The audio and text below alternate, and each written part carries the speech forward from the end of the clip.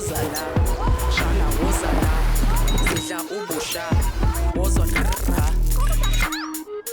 The safety you need and the fun you want. There's space for every fun in the Toyota Starlet. It is TV powered by World Sports Betting. It is times.co.za. Loftus Stadium is Mamelodi Sundowns 1, Kaizer Chiefs 1. Mhlalo Betway Premiership, match day number 28 for Sundowns, match day number 27 for Kaizer Chiefs. Kaizer Chiefs are still looking to cement their place, third spot. So that was opinion back in Africa bodlala ke CAF Confederations Cup for next season. Last time we checked AmaZulu, they were leading by 1-0 at halftime. Aska check ukuthi iphele isithini lo mdlalo lo. Sikhukhule, remember earlier namhlanje bebedlala against Chippa United. AmaZulu drew 1-1 against Golden Arrows, meaning that it's still in Kaizer Chiefs' hands ukuthi bayodlala ke CAF Confederations Cup next season. Sikhukhule nayo also in the mix because they beat Chippa United ngapha kuGompo namhlanje by 3-1. But imidlalo ethatha ngayo noBobzini ngumdlalo wase-Loftus between the defending champions Mamelodi Sundowns and also Kaizer Chiefs. Bobzini, mandibulisa umhlobo wami kunjani? Mngani right, ngithanda le energy. Ah, Akunakhoma mngani wami, ugcina full stop like No man, ngithanda le energy mngani. Yazi ngatonga amalanga. Kanje. Ungaba nale energy onayo mngani. Mhlobo wami. Kwamba kahle konke. Mamelodi Sundowns are still leading by 3 points. Mamelodi Sundowns are on top. They lead second place Orlando Pirates by 3 points. It's all still in the hands of Mamelodi Sundowns because they have all the points. People can rejoice and do whatever they want tonight, but at the end of the day, Mamelodi Sundowns still have the points. They lead Orlando Pirates by 3 points. In fact, if Sundowns win against Suelele, Orlando Pirates might play against Makesi. Sundowns leading by 6 points, of which is into ayifuniyo leyo mawuchase league, especially against Sundowns. But mhlobam, let's go to Loftus. Sithetha ngomdlalo namhlanje. Ubone njani umdlalo? Mwanam, yeah, ithi ngibingelele amadoda la studio Shane. Yeah, ngiyacabanga Shane mngani wami ukuthi lento ikhulumayo iqiniso Shane. But mina ngifuna ukutshela iqiniso. I-league manje sezandeni ze-Orlando Pirates. Beyiku-advantage ye-Sundowns. Then i-Sundowns idedele le advantage. I think inikeze Orlando Pirates manje. I think it will be in the hands of Orlando Pirates. Now, for i-Pirates kuwina le league, ayiwina amagame wayo 3. Bayiphakamisa le ndebe Shane. It's easy as that. Akukho lula but uyayibona i-Pirates na. Yeah, I know. It's easy ukuthi ngawina la magame. Yes, I know ukuthi what I mean basically City is like that. I mean ukuthi ilula ngalendlela libeka ngayo ukuthi if they win their games i-league yabo, but if they fumble along the way, then the rest is Mamelodi Sundowns because Sundowns have the points. They're leading by 3 points. Yeah. Ngiyakuthola Shane. Yeah, let me say Shane kugame namhlanje man. Ngibongise i-team efana ne-Kaizer Chiefs. I think from 2021 until ule season le ba achieve ukuthi bangathola 2 points ku season e1 against the Sundowns. Banokuthi bayithole mhlambe kube yi4 points, sometimes ba lose ngama 6 points ku season e1, but manje ngithi ngiyabheka for i-Chiefs ngibona i-improve kakhulu ukuthi ithole 2 points iphinde yothola i4 point ku Orlando Pirates because khumbula ukuthi kulama season now 2 esibuya kuwo i-Pirates they collect ama 6 points Kaizer Chiefs. So I think they did very well Kaizer Chiefs this season against lama team afana ne Sundowns and Orlando Pirates. So coming for igame yanamhlanje wena Shane, coming to igame yanamhlanje mongabheka the way i-Chiefs icale ngakhona ngiyacabanga kuyincede kakhulu ukuthi ikore kuqala because they tried ukuthi basuffocate i-Sundowns lapha ku midfield because bazile ukuthi i-Sundowns izabe nabadlali Alende, Jaden and Debza. So they tried by all means ukuthi i-Sundowns ingafuni ukudlala lapha. So ngicabanga ukuthi game plan yabo bekuyilokho. That is why uthola bebangekho effective especially kuma winger abo Modi and Ulilepo. And ilabe ngicabanga ukuthi abadlali ebangahle mhlawumbe bafuna ukunikeza i-Sundowns because yokhuphuka ngalawo ma winger. But akuzange kwenzeka ngalendlela. Ngithanda into e1 nge-Chiefs especially uma izothola lela goal uRonza azoliphasa i-opponent lapha e midfield.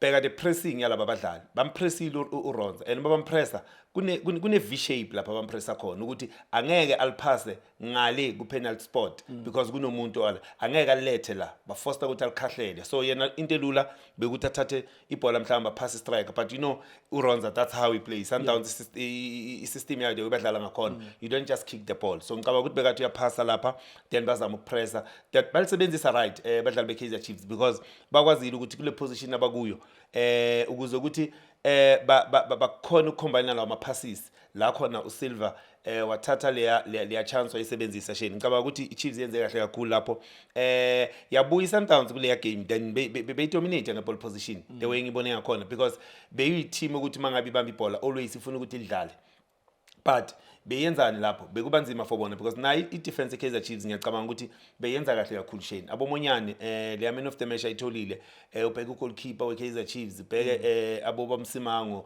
nabo boCross bebangekho bad ngalendlela ngiyacabanga ukuthi into bebayenza ngathi ibonakala kakhulu ukuthi angabenzi kahle to allow Aubrey ukuthi bekathatha lawo ma-shot on target lela side la kaMonyane kunalawo Peterson save khona I think awu2 amabhola la ngibona Aubrey afika ngalukulela side so uyabona ukuthi ama mistake ebewenza nale goal abalitholile to allow umrena to cross lela bhola ngiyacabanga ukuthi ama mistake ucabanga ukuthi ekugcineni awumiyeki umdlalo ofana noLeon ayenza lawo ama run between the two defenders bheka two center back udangerous umdlalo ofana noLeon kulawo ama space so ngiyacabanga ukuthi overall I game plan yabo ibasebenzele especially nalokushaya kwesicathula kuye sometimes kubancede but kwesinye isikhathi uyothola abo ref mhlambe abangafani uyothola ukuthi uzadlala nabadlali mhlambe abashoda egcineni team ingasaphelele because of lama tackle afana nalawo but I game plan yabo mina ngiyacabanga ukuthi kuze ukuthi baphume ne1 point all of us they did very well Shane. There was an injury scare late in that game. Thapelo Morena when he got injured I think he was trying to clear Ebola and then I think unyathele kakubi and akubona ujonga phansi mhloba just at i-cameras it was his face kasibukela game but ngibone ubeke izandla enhloko what was going through your mind when you thought uThapelo was injured kufike leya injury Shane wake wayithola uThapelo Morena if yamkhumbula la wa twisteka khona leya ankle I thought ukuthi leya injury yakhe iyabuya futhi because uthe uma nyathela la bhola wa twisteka but ngabona sebampandisha idolo ngacaba ukuthi kusho ukuthi no man akusiyo leya injury mhlambe efana nale but what I can tell you ukuthi I don't think angabuya egamini ezayo because ngalesa sikhathi umzimba usashisa igazi yabona umzimba ushisa sometimes bazokhona ukuthi bak-attend Shane ukhona ubuyele egroundini but ngiyacabanga ukuthi uthibazekile umdlalo ofana noMrena I think ama game azayo kuzoba ne problem njengoba ngisho ngithi kunabanye abadlali uzobadinga kwamanye ama game if mhlambe uba lose ama game afana nalawo Shane. There's a concern bukatunayo about Ukran Kekana ongazoba available for the final CAF Champions League. I think it's going to miss the first leg if I'm not mistaken. You were so vocal about this ukuthi ingase Ukran Kekana adlale but at the same time you were saying mhlawumbe ke le build up between these two players Undamani and Cubido bayiqhubekeke so that bahleli bezodlala kunye vele ifinal CAF Champions League but namhlanje sadly we saw uCubido being stretched out going to hospital because bathe is a crack collarbone if I'm not mistaken la injury bobzin for uCubido speed recovery to him is a affect kangakanani Mamelodi Sundowns going to imidlalo ezayo Shane it's a loss to Mamelodi Sundowns because if you can check le center back Mamelodi Sundowns the only player onga exchange ngaye ngabanye abadlali mina bengibona iCupido so far ukuthi uyumdlali mhlawumbe ongaletha omunye adlale naye because uyakwazi ukunderstand uKekani mabadlala bo2 uyakwazi ukunderstand uNdamani mabadlala bo2 so into efana nale ile nkinga engengayisho man just that ngoba vele eshezinye izinto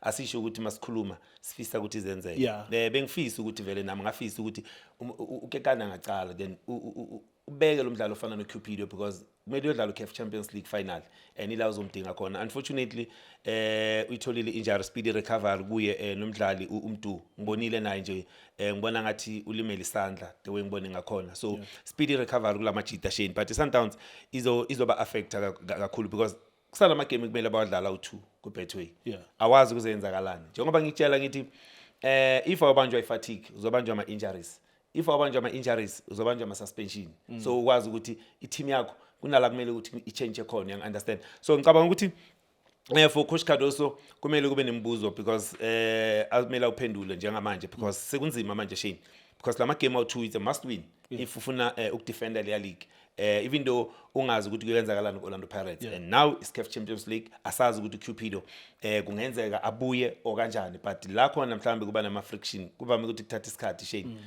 mhlambe ukuthi umdlali angabuya but uma ungabheka na the way Sundowns Shane irespond ngakhona after uJaden athola le red card ngiyacabanga ukuthi bakhombisile ukuthi even if mhlambe su9 we can do it because wabonile ba create ama chances la khona Peterson ayenza lawo ma save after bane red card la bengicabanga ukuthi Kaizer Chiefs izabuya monga abadlali mhlambe abane speed njengoba ngibone babaletha late ukuthi at least banga force Mamelodi Sundowns ukuthi biye move bakhona ukuthola second goal but they failed to do that. Sundowns yabuya ya drop abonuno la khona ngibona baletha uShalulile leya sub ngithandile beyinama doubt ukuthi uma adonsa because immediately keep obricala uzame ukuthi ufuna ukuattack ucoach uma afaka uShalulile wafuna ukuthi ngigadle ngoShalulile because ayisekho into engizoyenza because akumelanga ngidraw le game akumelanga ngilose then wazama ukuthi okay njengoba ngibona ukuthi ngiletha labadlali abafana nabo Shalulile athi ngibone going forward ukuthi ngabuya nani unfortunately akazange ayithole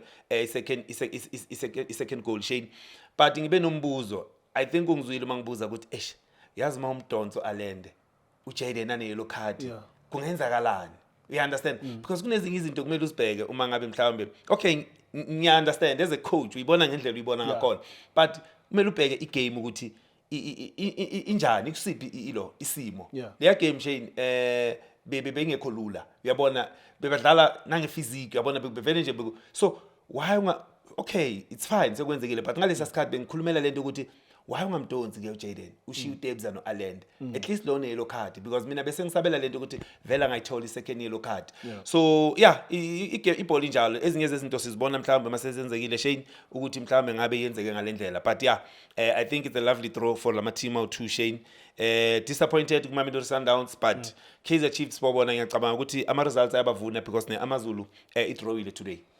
Lovely draw indeed, Bobzin. Loftus Stadium, it is Mamelodi Sundowns 1, Kaizer Chiefs 1. Thank you so much for watching Itiski TV. Hola Bafethu, this is Junior Kanye. Please subscribe to Itiski TV. This is Bongane Benedict Vilakazi, they call me so. Niyazi Bafethu, Amakhosi for life, they are back in winning ways. Please, siyacela ukuthi subscribe Itiski TV.